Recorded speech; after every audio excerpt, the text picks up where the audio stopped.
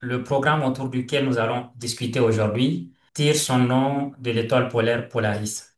Et donc l'idée, au même titre que cette étoile et bien d'autres servait à guider les explorateurs et les voyageurs au moment où on n'avait pas tous les outils que nous avons aujourd'hui comme le GPS et autres.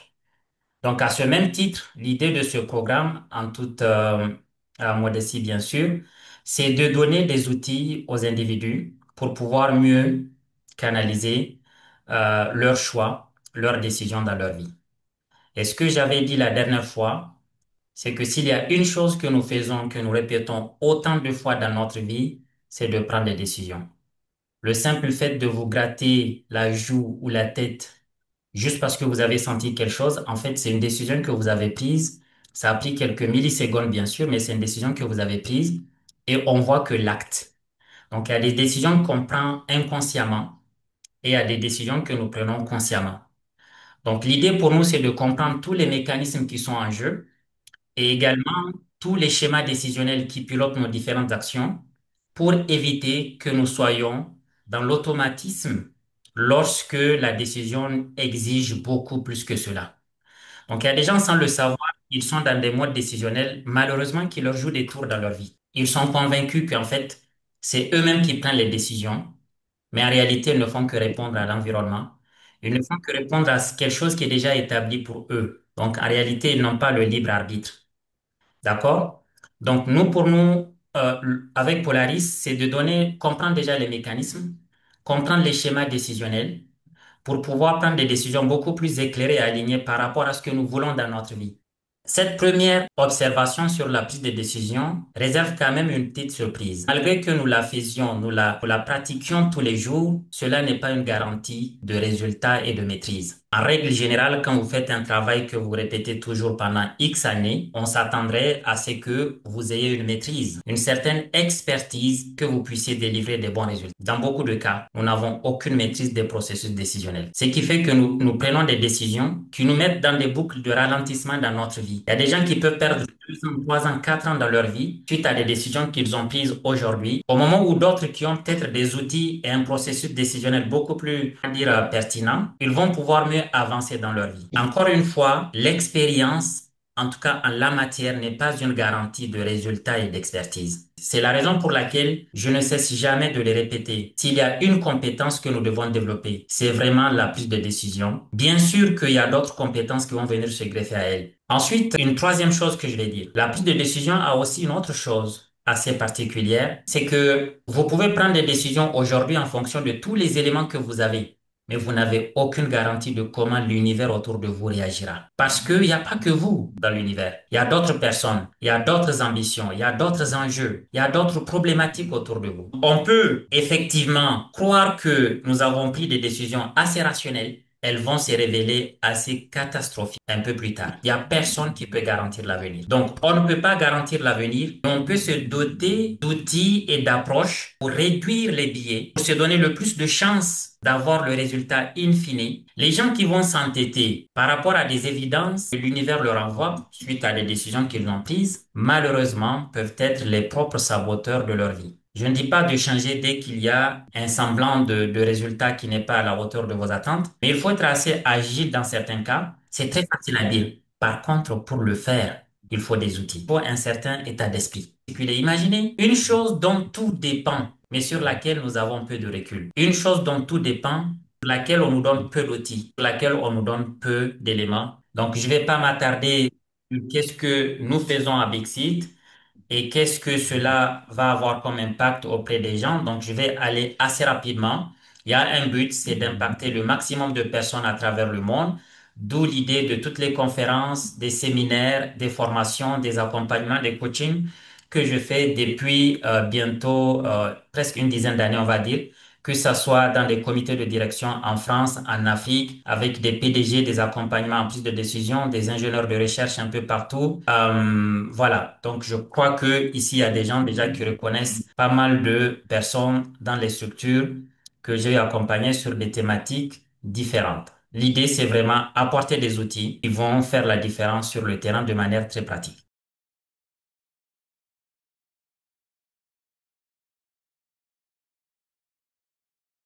Tout ce que je produis, je les enseigne dans des universités. En l'occurrence, ici, bon, ceux qui étaient là le savent déjà. J'interviens à l'INSEC depuis voilà, depuis 7 ans.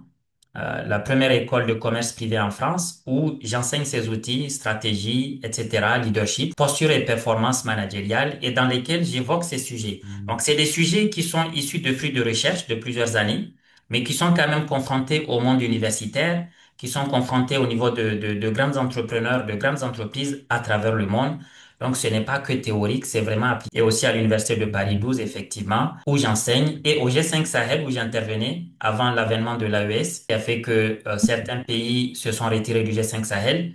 Avant, j'intervenais pour former des officiers supérieurs des 5 pays membres du G5 Sahel sur le domaine du leadership, pardon, et dans lequel on fait quelques fenêtres des fois sur la prise de décision. Pour voir l'étendue de vos prises de décision, regardez n'importe quel aspect ou résultat de votre vie. Quel que soit l'aspect ou le résultat de votre vie que vous regardez, il est le fruit d'une décision que vous avez prise ou que vous n'avez pas prise. Si vous avez de bons résultats dans votre vie, il y a des chances que vous ayez pris des bonnes décisions qui ont eu un bon écho dans votre univers et qui fait qu'aujourd'hui vous avez ce que vous avez par la grâce de Dieu. Et si vous avez des résultats qui ne conviennent pas, pardon, c'est exactement la même chose. Vous avez pris des décisions ou vous n'avez pas pris des décisions et aujourd'hui vous récoltez ces résultats. Et les résultats que vous allez avoir demain dépendront aussi des décisions que vous allez prendre aujourd'hui ou que vous n'allez pas prendre. Que ces résultats soient positifs dans le cadre professionnel, comme je le disais, ou bien dans le cadre privé, même votre vie de famille. Regardez vos enfants ou votre famille. Ils sont le fruit d'une décision que vous avez prise il y a plusieurs années. Le simple fait de prendre la décision de parler à telle personne et pas telle autre, de parler à telle femme ou tel mari ou telle épouse et non pas telle autre. Mais à un moment, vous avez pris une décision. Et aujourd'hui, ça fait que vous avez telle vie, vous avez tel type d'enfant, tel type d'éducation, etc., etc. Tout absolument autour de nous est le fruit d'une décision que nous avions prise, que nous soyons influencés ou pas. Le problème, c'est lorsque vous prenez des décisions de manière influencée, mais sans que vous ne vous rendiez compte. En ce moment, très malheureusement, vous risquez de vivre ou de jouer la scène que quelqu'un vous a écrite, pardon, mais pas la scène que vous voudriez. Et si ces résultats sont négatifs aussi, comme je le dis, c'est pareil. Quelqu'un a pris les bonnes décisions par rapport à sa carrière, d'autres, ils ont pris les décisions peut-être qui ne sont pas bonnes. Et par rapport à la famille aussi, c'est pareil. Si ça ne va pas, on s'engueule. Regardez tranquillement. Il y a un moment où vous ou elle ou vous ou lui avez pris des décisions qui fait qu'aujourd'hui, vous avez le résultat que vous avez. Nos décisions deviennent notre réalité. Et c'est pour ça que j'insiste et je ne cesse jamais d'insister sur le fait que c'est nécessaire, c'est vraiment nécessaire de développer des compétences en matière de prise de décision. J'ai parlé des 5 schémas décisionnels qui pilotent toutes les décisions que nous prenons dans la vie. Et je dis du réflexe à la réflexion. Un enfant, il est né aujourd'hui et il est capable de prendre le sein et le téter pour pouvoir survivre. Ça, c'est le premier schéma décisionnel que Dieu nous a mis pour pouvoir tout simplement survivre dans notre environnement. Vous êtes là assis, il y a un moustique qui vole vers vous ou quelque chose qui vient vers votre œil, pardon. En temps normal, il est plus rapide que vous. Mais vous êtes capable en quelques millièmes de secondes de mettre votre main et de l'écarter de votre œil. C'est ce qu'on appelle, vous l'avez compris, le réflexe. Le réflexe, c'est le premier schéma décisionnel. Il y a beaucoup de décisions que nous prenons par réflexe. Vous êtes en train de conduire, un enfant vient, il apparaît devant vous, et là, d'un coup de volant, vous allez tourner le véhicule, pardon. Vous pouvez même faire un accident parce que quand vous êtes en mode réflexe, automatiquement, le cortex préfrontal qui s'occupe de la réflexion et du raisonnement, il est désactivé. Et dans la semaine dernière, je vous ai parlé d'un de nos professeurs qui nous parlait de quelqu'un qui a évité une poule en voiture et qui a embouti, encastré son véhicule ou le véhicule de son père dans un arbre. Il disait qu'il a évité une poule qui vaut 200 francs CFA pour causer des dégâts de plusieurs millions. Quand vous êtes en mode réflexe, vous pouvez être dans cette situation. Vous pouvez prendre des décisions qui vont vous permettre d'éviter peut-être quelque chose qui vaut 100 francs ou 1000 francs et vous allez causer des pertes qui valent des millions ou des milliards. Et c'est pour ça qu'il est important de comprendre les schémas décisionnels pour comprendre quand j'ai pris telle décision, j'étais comment psychologiquement. Le deuxième schéma décisionnel, c'est l'instinct. Là aussi, nous avons, en tant qu'être humain, nous avons un instinct basé sur quelques éléments qu'on peut compter sur les doigts d'une main. Tout ce qui touche à l'amour, et au sexe, ça touche notre instinct. C'est quelque chose qui est en nous, qui est inné. Tout ce qui touche à l'argent, tout ce qui touche au pouvoir, au luxe, etc., etc., à la mort aussi, c'est quelque chose qui touche l'instinct. Quand vous avez un instinct, pardon, de survie, vous pouvez vous jeter dans une rivière pour sauver quelqu'un alors que vous ne savez pas nager et vous allez mourir. Donc, les décisions qu'on prend par instinct peuvent nous causer des dégâts ou peuvent nous sauver des vies. La dernière fois, je vous ai parlé de DSK à son époque, président du FMI, ancien ministre des Finances de France, pressenti pour être le prochain président français en 2012 après Sarkozy. Et qu'est-ce qui s'est passé? Un mois de mai 2011, DSK n'a pas pu maîtriser son instinct face à Nafissatou Diallo qui était rentré dans sa chambre d'hôtel pour nettoyer sa chambre. Il venait de sortir de sa douche et puis, en tout cas selon ses mots à Nafissatou Diallo, il l'a agressé sexuellement, il l'a violé, etc. Ça a duré quelques secondes, mais ça lui a coûté sa vie entière. Je disais qu'il a perdu sa femme Anne Sinclair, qu'il a sorti du pétrin, mais après qu'il n'a pas pu rester avec lui, etc. Donc, lorsqu'on prend une décision sur instinct, on peut faire des choses qu'en temps normal, on ne peut pas faire. C'est après que vous allez vous poser la question, waouh, est-ce que c'était moi? Le troisième schéma décisionnel, c'est la réaction. Vous faites parce qu'on vous a fait. Vous faites parce qu'on vous a dit. Vous faites parce que l'autre a fait. Et c'est là où 80 ou 90% des gens, comme je l'ai dit d'habitude, se trouvent. Nous prenons la plupart de nos décisions par réaction. Je ne lui parle pas parce qu'il ne me parle pas. Je le déteste parce qu'il m'aime pas. Même la voiture ils veulent tel modèle parce que c'est le modèle qui est en vogue. Ils veulent telle couleur de voiture parce que tous les PDG ont telle couleur de voiture. Ils veulent tel modèle parce que quand vous avez tel modèle, la société vous respecte. En fait, ils prennent des décisions par réaction.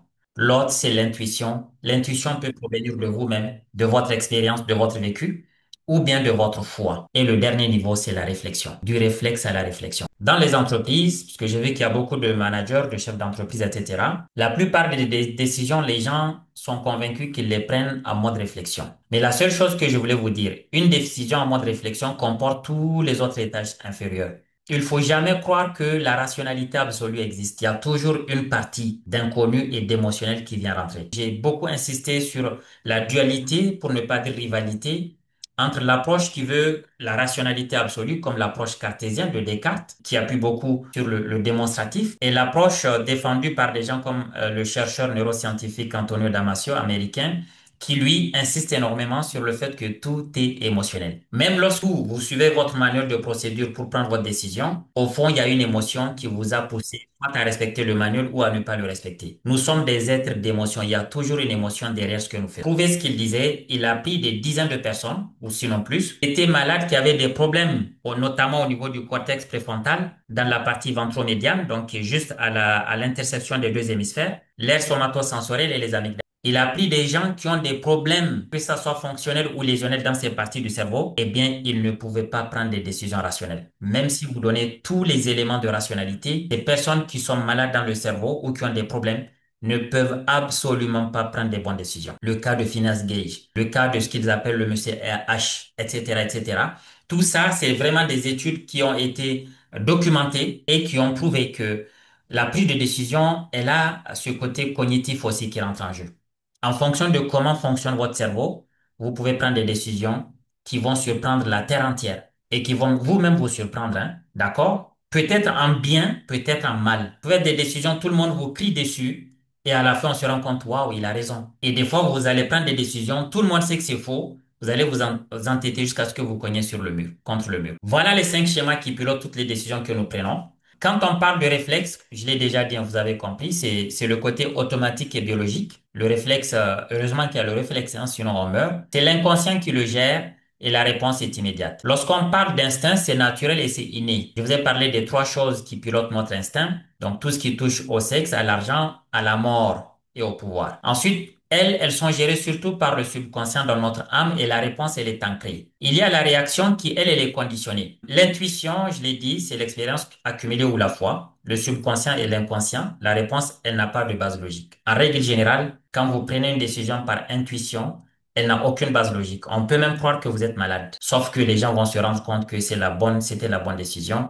Et la réflexion, elle est analytique et rationnelle. Pour améliorer la qualité de vos prises de décision, c'est bien de temps en temps de regarder par rapport aux décisions que vous prenez, d'essayer de comprendre quel est le schéma qui a piloté cette décision et comment vous pouvez vous améliorer. Il y a beaucoup de couples qui ont énormément de problèmes. Pourquoi? Parce que l'être humain, nous sommes à près de 90% en mode réaction. Vous rentrez chez vous, l'autre, elle a le visage ou il a le visage qui est de telle manière, automatiquement, prenez la décision sans vous rendre compte, hein, vous aussi de vous mettre dans tel aspect. Ce qu'on appelle l'effet miroir. Lorsque vous êtes en mode réaction, vous pouvez vous faire beaucoup de mal et faire beaucoup de mal aux gens qui sont autour de vous. Mais comme naturellement, nous agissons tout le temps en mode réaction, malheureusement, les problèmes ne se font pas attendre. Donc, ça nous amène au programme Polaris. Polaris, c'est un programme, comme je le dis, qui se veut très pratique et sur lequel on va travailler pour améliorer la qualité de vos prises de décision. C'est un programme par rapport auquel chaque étape du processus décisionnel va être, on va dire, analysé, voir quels sont les outils qui nous permettent de les maîtriser et surtout prendre des vraies situations dans notre vie pour voir quel est le processus décisionnel que nous appliquons le plus et comment corriger si le résultat ne nous convient pas. Celui qui dit que bon, moi aujourd'hui dans ma vie, tout me convient, il n'a pas besoin de Polaris. Si vous dites, bon voilà, le résultat que j'ai sur ma vie personnelle,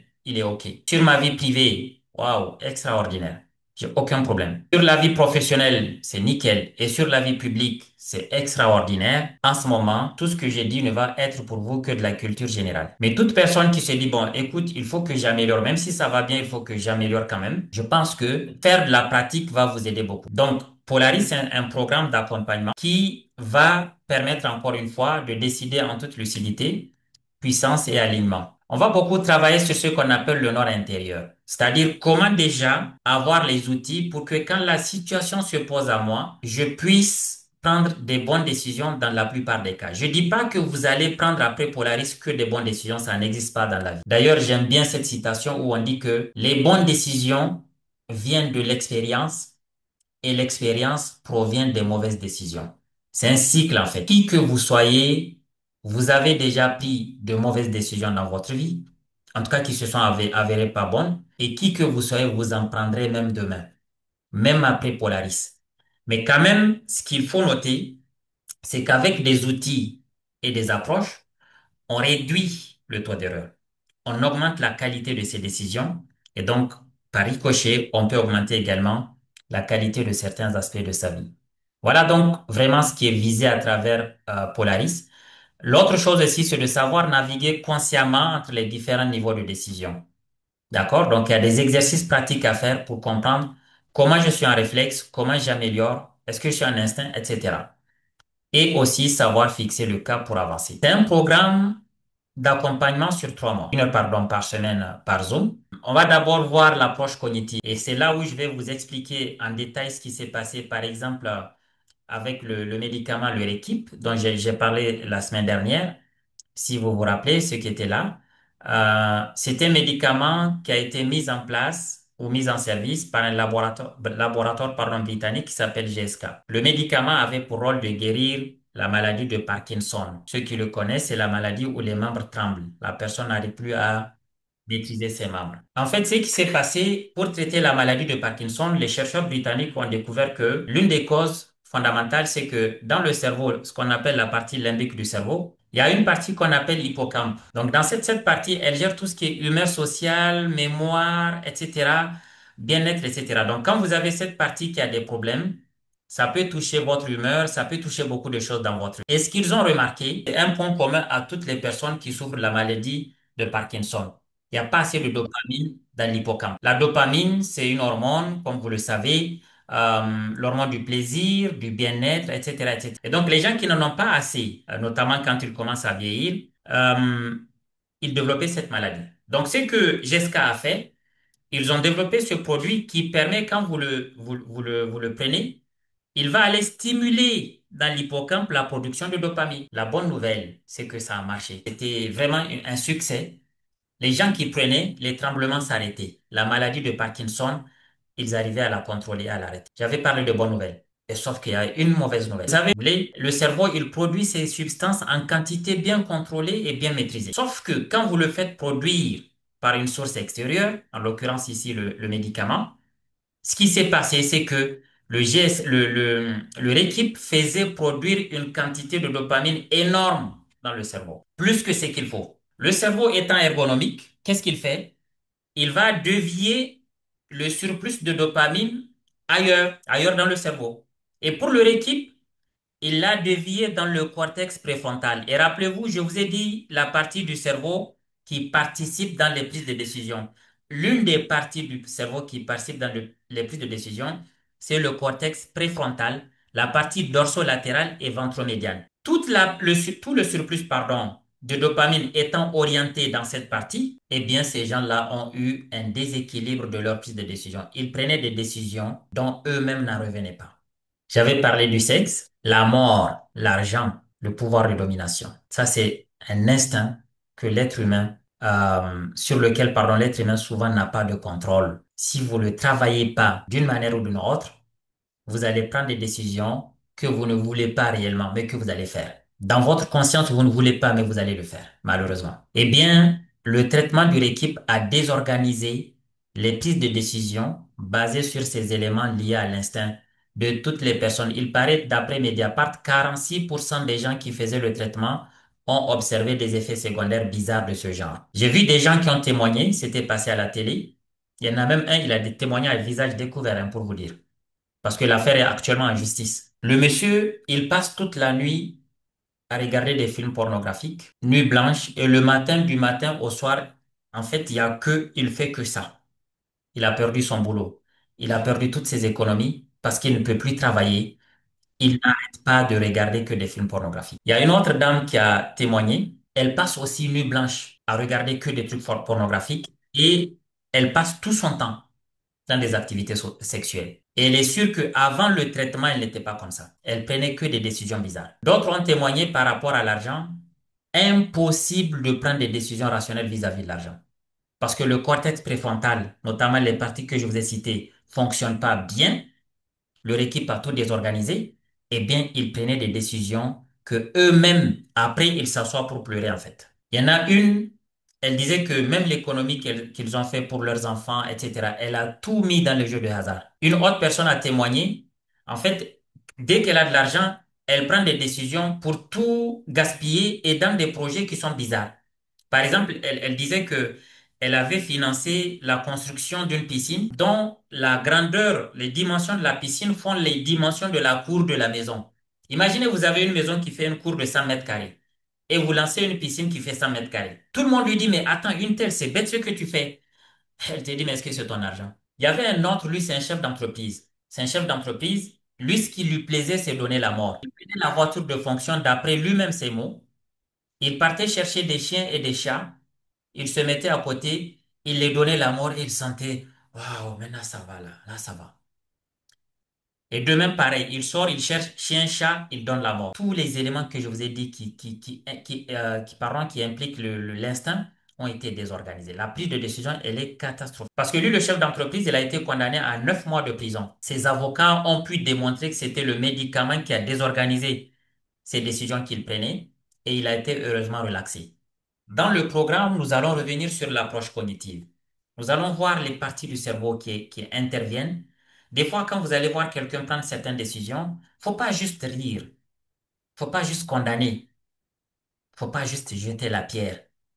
Peut-être que si votre cerveau est travaillé comme le sien, vous allez prendre des décisions peut-être qui sont pires. Donc, quoi qu'on fasse, la partie cognitive, elle est importante dans la prise de décision. Je ne vais pas revenir sur d'autres exemples comme Phineas Gage, etc., qui était un homme avenant, exemplaire, agréable, une carrière fulgurante, un homme modèle, le genre idéal que tout le monde veut avoir dans sa famille. Quand il a eu son accident dans la mine, là, si vous vous rappelez, il y a une mine qui lui a transpercé, pardon, la tête. Il a eu un accident et à partir de ce moment, parce qu'il y avait cette partie du cerveau qui était touchée et bien d'autres, il a survécu pendant quelques temps. Mais Phineas Gage était devenu quelqu'un, waouh, complètement incontrôlable. Quelqu'un qui prenait que des décisions, comme s'il prenait des décisions contre sa propre vie. Lui il avait une carrière exceptionnelle. Il a fini même, il travaille dans des cirques par là, il fait que des petits boulots avant de mourir quelques temps plus tard chez lui. Il a perdu sa maison, il a perdu sa famille, il a tout perdu.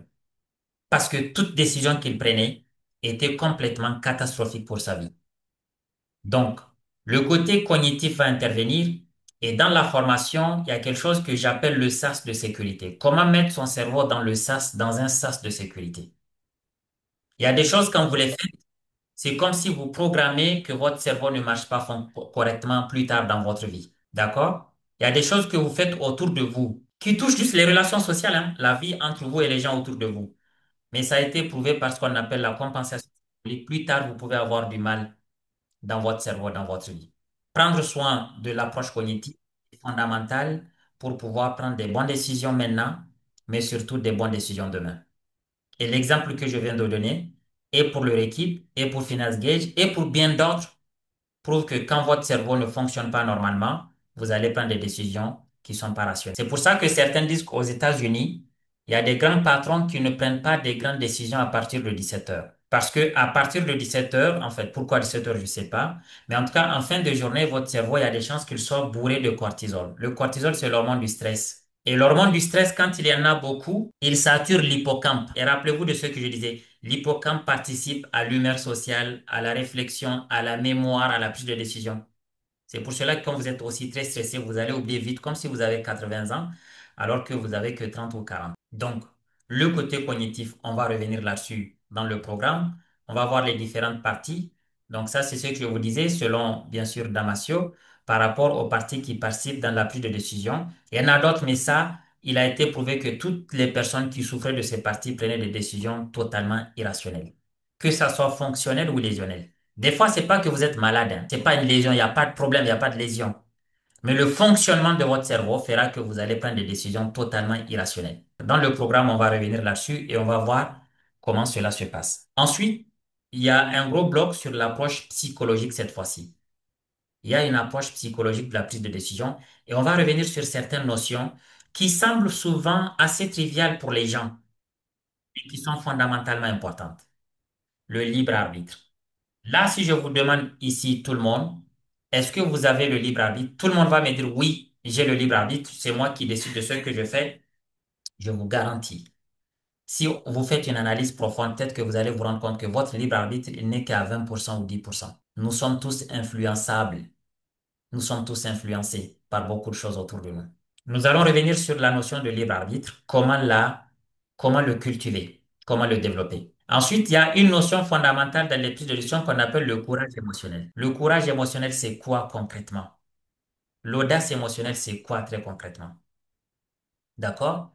Donc là, ça permettra de comprendre, d'analyser mieux certaines décisions et de voir si nous avons une bonne performance décisionnelle ou pas. Nous allons aussi, dans le programme Polaris, revenir sur certains biais cognitifs. Le syndrome de l'imposteur, l'impuissance apprise, l'effet Pygmalion, biais de confirmation. Et ensuite, nous allons revenir dans le programme sur les personnalités. Il y a un lien direct entre vos personnalités et vos prises de décision. Vous allez voir à travers une matrice très simple. On va faire des exercices à travers lesquels vous allez comprendre les différents types de personnalités avec lesquels vous prenez vos différents types de décisions. L'avantage, c'est pas que ça soit seulement une culture générale. L'avantage, c'est que ça vous aide à comprendre ce qui se passe pour pouvoir améliorer. Ensuite, une fois que tout ça c'est fait, on a travaillé sur le côté cognitif. Les gens ont compris les parties du cerveau qui interviennent. Comment mettre le cerveau dans le sas de sécurité, comment éviter des choses qui peuvent coûter plus cher plus tard, etc. Une fois aussi qu'on a travaillé sur certaines notions psychologiques, après on va venir sur l'outil que j'ai développé, que j'ai appelé le protocole SACAR. Le protocole SACAR, c'est 5 étapes dans les décisions. Il y a toujours une situation par rapport à laquelle vous faites une analyse. Vous faites l'analyse et après vous faites un choix. Une fois que vous faites le choix, vous allez agir et après, vous allez espérer le résultat. Et je vous ai dit la dernière fois, il y a beaucoup de personnes, c'est même dans la situation qu'ils n'arrivent pas à décoller. L'analyse même, ils la font pas. Quand vous avez une situation et que la douleur n'est pas assez forte, vous ne prendrez pas de décision. Ils ont peut-être un problème d'argent, un problème, je sais pas, de santé, mais ils ne prennent aucune décision. Ils voient tout se dégrader, mais ils laissent comme ça. Ça va pas, mais je fais rien. Donc, il y a des gens déjà dans le S, vous les laissez là. Ils vivent la situation, la douleur et tout, mais ils font rien. Il y a d'autres, ils vont aller à l'analyse. Ils ont peut-être ce qu'il faut dans leur personnalité, en termes de compétences, etc., pour faire une bonne analyse et avancer. Et à d'autres, c'est là où ils vont se tromper, dans l'analyse. Et tout ce qui va s'en suivre, pardon, ne sera pas bon. Et il y a aussi ce que j'appelle les boucles de ralentissement. Il y a beaucoup qui, ils ne sortent pas de l'analyse. Ils analysent, ils demandent à l'autre, puis à l'autre, puis à l'autre et à l'autre. Ils reviennent à l'autre, etc. En fait, ils n'en finissent pas. Ça, c'est lié à la confiance en soi et à l'estime de soi. Et dans le programme, nous allons revenir sur les quatre branches de la confiance en soi et les quatre branches de l'estime de soi. Une décision qu'il faut prendre en 2 minutes, vous allez mettre 5 jours. Une décision qu'il faut prendre en 2 jours, vous allez mettre un an à analyser, puis analyser. Entre-temps, les autres ont déjà avancé. Ils sont à la cinquième étape, etc. Vous êtes à l'analyse. Il y a d'autres, c'est pas l'analyse qui cause problème. Ils savent analyser, mais c'est le choix. C'est là où ils font beaucoup de ralentissement. Ils ont du mal à choisir. Ils ont analysé, ils ont tous les éléments. Par contre, pour choisir, waouh. Ah, si je prends ça, l'autre va dire ça, l'autre va dire ça, l'autre va faire ça. Est-ce que je suis sûr? Est-ce que c'est ci, cela? À force de vouloir éviter un risque, ils ne font rien du tout. Un risque mesuré, bien sûr. Il y a d'autres, c'est pas le choix. Ils ont choisi. Il y avait quatre options. Ils ont choisi, pardon, la troisième ou la première ou la quatrième. Par contre, ils vont pas pouvoir agir. Ils vont dire, non, non, je sais ce que je vais faire. Mais tu commences quand? Bah, je vais voir. Et ils n'agissent pas. Là, c'est lié aussi à des choses qui sont liées à leur personnalité. Et quand ils n'agissent pas, faut pas demander des résultats. Il n'y aura pas de résultats. Ils attendent que l'univers ou les autres fassent qu'ils aient les résultats qu'ils veulent dans leur vie. Ça va être compliqué. C'est comme ça que beaucoup enterrent leurs rêves. Il y en a une fois, quelqu'un m'a dit, en fait, il m'a dit, mais pourquoi je sais exactement ce que je peux faire pour m'en sortir et améliorer ma vie, mais je ne le fais pas. Sincèrement. C'est ce qu'il m'a dit. Pourquoi? En coaching. Donc, dans le programme SACAR, ce que nous allons faire, c'est de revenir sur chaque étape. Déjà, dans le S, qu'est-ce qu'il faut avoir dans le S, la situation? Une vision claire. Si vous n'avez pas de vision, vous ne saurez pas apprécier les situations qui vous... Vous pouvez malheureusement rester dans ce qu'on appelle, ce que j'ai appelé l'habituation. C'est-à-dire, vous avez un problème, mais vous êtes tellement habitué, pardon, du problème que finalement, il devient votre vie de tous les jours. L'habituation, c'est ce que je disais, hein, c'est que vit le syndrome de la grenouille, ce qu'on appelle le syndrome de la grenouille. Une grenouille, quand vous la mettez dans de l'eau froide ou tiède, elle est à l'aise. Vous chauffez l'eau, la grenouille va adapter sa température avec la température de l'eau. Vous augmentez la chaleur, elle va aussi s'adapter, etc., etc., jusqu'à ce que l'eau commence à bouillir. En ce moment, elle ne peut plus s'adapter. L'eau est trop chaude. Et en ce moment, elle va vouloir sortir, appuyer sur ses pattes et sortir. Mais c'est trop tard, elle ne peut pas parce qu'elle a perdu toute son énergie à synchroniser sa température avec celle de l'eau. Alors qu'au début, dès la première chaleur, elle pouvait sortir. Non, sans vision claire, vous risquez de vivre la situation de la grenouille, le syndrome de la grenouille. Dans le programme, nous allons revenir sur la vision. Il y a trois piliers pour clarifier une vision. Et pourquoi le programme, je ne voulais pas que ça soit beaucoup de personnes, c'est pour travailler sur chaque élément. Chaque personne, on va travailler sur sa propre vision pour qu'à la sortie, chacun ait les éléments qu'il faut pour avancer. Maintenant, sur l'analyse, qu'est-ce qu'on va donner comme outil très concret pour améliorer l'analyse des prises de décision? C'est comment équilibrer les perceptions. L'une des erreurs que nous faisons dans nos prises de décision, c'est lorsque face à une décision, on regarde que ce qui va bien. Lorsque vous ne regardez que ce qui va bien, ce que vous gagnez, ce que vous allez avoir, le problème, c'est que vous ne verrez pas le trou qui est devant vous jusqu'à ce que vous tombiez dedans. Et lorsque dans une décision, vous ne regardez que ce qui ne va pas, que le trou, eh bien, vous n'allez pas bouger et vous pouvez perdre quelque chose. Donc, dans le programme, il y a une méthode très simple et intuitive par rapport à laquelle je montre aux gens comment équilibrer les perceptions. Le déséquilibre de perception est un piège énorme des décisions que nous prenons. Et ça arrive, ça nous arrive tout le temps. Il y a telle chose, vous regardez que l'avantage jusqu'à ce que vous vous preniez dans le trou. Vous regardez que l'inconvénient jusqu'à ce que vous vous rendez compte que vous avez perdu une belle opportunité. D'accord? En règle générale dans la vie, je ne sais pas s'il y a une décision qui n'est que négative à 200%. On dit que même dans un fruit pourri, il peut subsister une partie de chair pure. Donc, des fois, il faut juste dire, bon, voilà, écoute, la partie de chair pure dans le fruit est minime par rapport à la partie pourrie, donc je jette. Ou bien des fois, on peut se dire, bon, écoute, certes, c'est pourri à tel endroit, mais vu ce que je peux avoir dans la totalité du fruit, je le prends, etc. Donc ça, on va beaucoup travailler là-dessus dans le programme. Dans l'analyse, on va aussi travailler sur l'art du feedback. Là, c'est quelque chose de fondamentalement important et sur lequel je vois que nous avons beaucoup, beaucoup, beaucoup de problèmes. L'art du feedback. L'art du feedback commence déjà dans le choix de la personne à qui tu demandes le feedback. Ce que j'appelle des fois ton feedbacker. Des fois, la personne vers laquelle nous partons chercher du feedback, son choix ou sa sélection montre qu'en réalité, nous ne voulons pas un feedback. Nous voulons juste quelqu'un qui confirme ce que nous voulons entendre. Et là, nous allons prendre une décision qui n'est pas forcément alignée. Ça, on le voit surtout dans les problèmes de couple. En règle générale, quand il y a un problème de couple, vous allez voir, la femme va demander un feedback que auprès des gens qui l'aiment émotionnellement et qui ne peuvent pas lui donner des éléments rationnels. En tout cas, pas toujours. Soit sa mère, ses sœurs, ses meilleurs amis. Et c'est pareil l'homme. Il va chercher son meilleur ami, son frère, etc. Ils vont que les pousser. Et finalement, ce qui va se passer, eh bien, ils vont prendre des décisions. Peut-être qu'ils vont regretter. L'art du feedback. Comment donc, dans ce programme, on va expliquer aux gens comment choisir les personnes auprès de qui vous allez demander le feedback et surtout quelle vigilance il faut avoir quand vous demandez le feedback. Ensuite, dans le programme, nous allons aussi parler beaucoup de confiance en soi et d'estime de soi. Et après, on va, au niveau du choix, on va venir sur le courage émotionnel. Là, c'est ce qui va aider. Dans sa car, quand vous développez votre courage émotionnel, vous allez faire des choix. Vous allez voir au début, ça peut faire mal dans l'âme, mais vous allez avancer de manière alignée avec ce que vous voulez faire dans votre vie. Ensuite, nous allons venir sur l'audace émotionnelle. Ça veut dire quoi, audace émotionnelle? Et enfin, le libre arbitre. Comment le développer? Ça veut dire quoi concrètement et comment le développer? Ça peut se développer. Tout ce que vous faites, c'est votre choix. Il y a le libre arbitre quelque part, qu'on en soit conscient ou pas. Donc, dans le programme, on va revenir là-dessus. Confiance en soi au niveau de l'action, estime de soi. Donc, voilà un peu les grandes lignes du programme Polaris, les éléments sur lesquels on va beaucoup insister et il y aura beaucoup de pratiques. D'habitude, ce programme, j'ai actuellement des PDG que j'accompagne sur 4 mois, 5 mois.